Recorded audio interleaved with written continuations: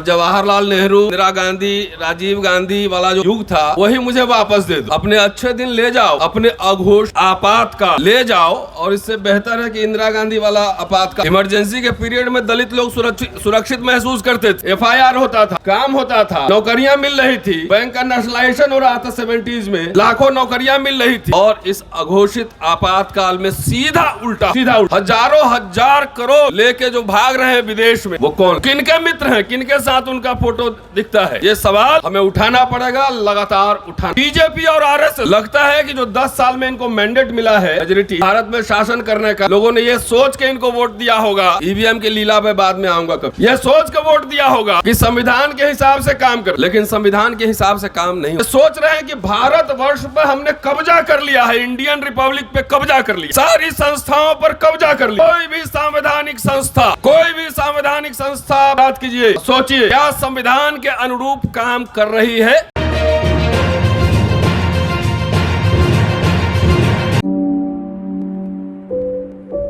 और जवाहरलाल नेहरू, इंदिरा गांधी, राजीव गांधी वाला जो युग था वही मुझे वापस दे दो।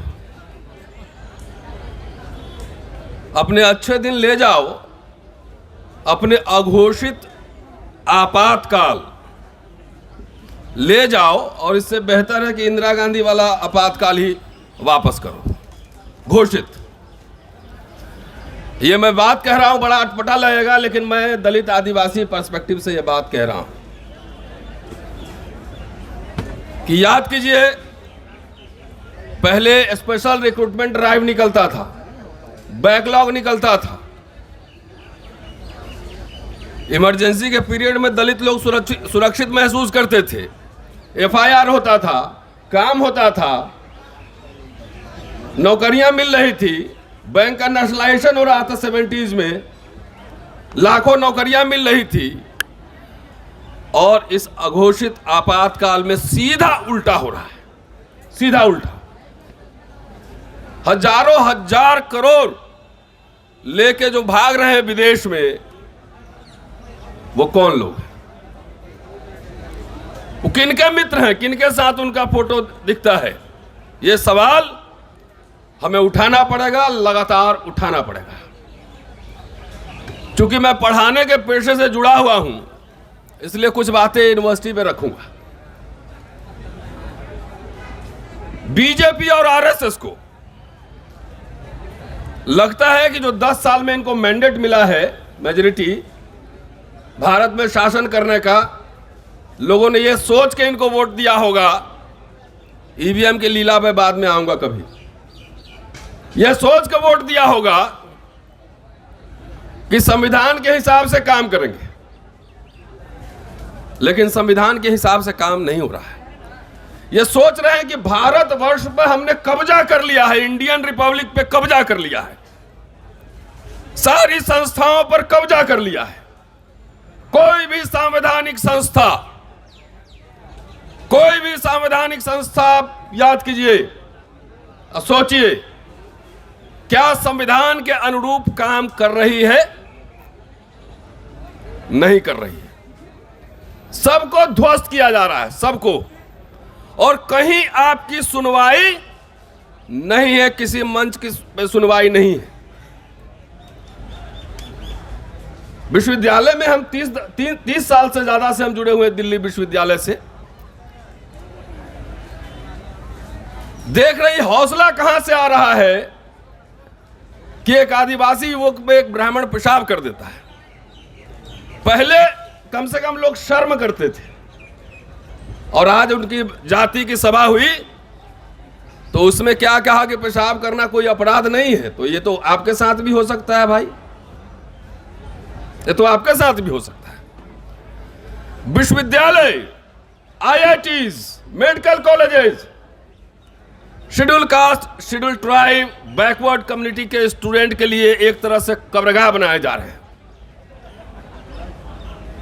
अभी दिल्ली के IIT में एक बच्चे ने सुसाइड की, इसके पहले बॉम्बे में दर्शन सुलग्गी ने सुसाइड की, और रोहित बुमला से लेकर आज तक देख लीजिए पायल तडवी। अभी सुप्रीम कोर्ट में एक PIL चल रहा है।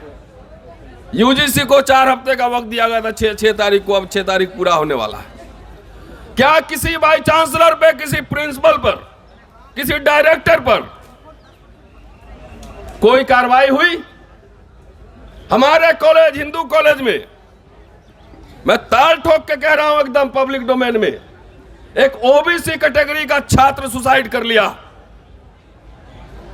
जम्मू यूनिवर्सिटी में एक दलित टीचर सुसाइड कर लिया, फर्जी उसको महिला केस में फंसा दिया था उत्पीड़न के मामले में। अब तो छात्रों को छोड़िए, अब तो यह शिक्षकों पे भी आने लगा है। शिक्षक को भी इतना टॉर्चर किया जा रहा है कि डर के मारे कोई बोल नहीं सकता है। सारे कॉलेज और विश्वविद्यालय एक तरह से किलानुमा जेल में तब्दील किए जा रहे हैं। नंदिता जी स्टीफेंस कॉलेज में पढ़ाती हैं, क्या कोई आम टीचर जा सकता है उस कॉलेज के अंदर? नहीं जा सकता है। हम लोग विश्वविद्यालय में रहते थे और जुबली हॉल से, माल रोड से सीधे तक पैदल घूमते हुए वाइस चांसलर ऑफिस से कमला नगर तक चले जाते थे। किसी कॉलेज में कभी भी जा सकते थे। क्या आज कोई कर सकता, कोई कल्पना कर सकता है कि चला जाए किसी कॉलेज में? नहीं कर सकता है। टीचर, दिल्ली यूनिवर्सिटी का टीचर भी नहीं कर सकता है। हर जगह लिस्ट जाता है, आरएसएस का लिस्ट जाता है, आरएसएस का हर जगह बैठा दिया गया, कहीं कोई सुनवाई नहीं।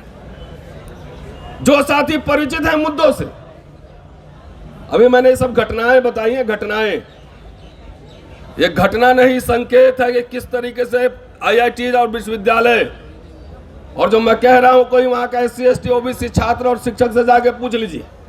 BHU में एक महिला प्रोफेसर को मारा, कपड़ा फाड़ दिया। कोई बोल नहीं सकता है, कोई बोल नहीं सकता है। आइए, मेरे कॉलेज में नंदिता जी बैठी हुई हैं। सबसे पहला एप्लीकेंट हूं मैं, सबसे पहला, इतना लिख पढ़ के उसके बाद प्रमोशन रोके हुए। सबसे पहले अप्लाई किया था 2020 में। 3 साल कोई कॉरेस्पॉन्डेंस नहीं। अब प्रिंसिपल 7 जुलाई को चिट्ठी भेजती है कि आपका इसलिए नहीं प्रमोशन हो सकता है कि आपके ऊपर FIR है। अरे FIR का इससे क्या मतलब? कई कोर्ट के जजमेंट है कि क्रिमिनल प्रोसीडिंग भी है, अगर चलता रहेगा उसका प्रमोशन से कोई लेना देना नहीं है। और 12 तारीख को 3 वर्किंग डे में 5 और प्रमोशन कर लेती है, उसके पहले कोई कॉरेस्पॉन्डेंस नहीं है। जाकर देखिए, पहले छुट्टियां मिलती थी प्रोफेसर लोग को किताब लिखने के लिए। 5 साल से मांग रहा हूं कि भाई छुट्टी दीजिए, किताब लिखना है राष्ट्रवादी इतिहासकार पर, जिसका नाम राकेश सिन्हा, स्मृति ईरानी, रविशंकर प्रसाद पार्लियामेंट में लेते हैं, काशी प्रसाद जायसवाल। छुट्टी नहीं मिल रहा है। ये राष्ट्रवादी मोड वाली सरकार है। और किसी से नहीं डरेगा। ये कुछ लोग हमारे यहाँ आते हैं, नैनीता जी भी जानती है, घर के मैं इतना खूबसूरत हेरिटेज हाउस बना के रखता हूँ, नहीं जीत रहे प्रिंसिपल तो घर के सामने पूरा कूड़ा कचरा फैलवा रही। ये सोच हो चुकी है। ये मैं क्यों कह रहा हूं? कोई यहाँ व्यथा रो नहीं रहा हूं। टक्कर मुकाबला जारी रहेगी।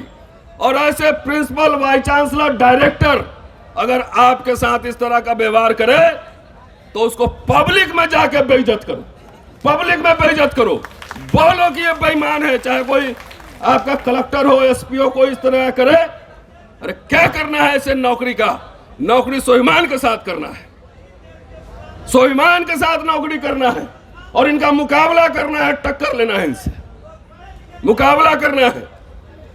दोस्तों, ये सब एग्जाम्पल आपको दे रहा हूं, इसीलिए मैंने कहा, मेरे विचार से बहुत लोगों की असहमति हो सकती है कि इंदिरा गांधी वाला इमरजेंसी दे दो, कम से कम दलित को मारा तो नहीं जा रहा था, FIR तो हो रहा था, है? अब कुटाई हो रहा है जहां था, कोई थाना वाना काम नहीं कर रहा है, कोई न्यायालय नहीं मिल रहा है।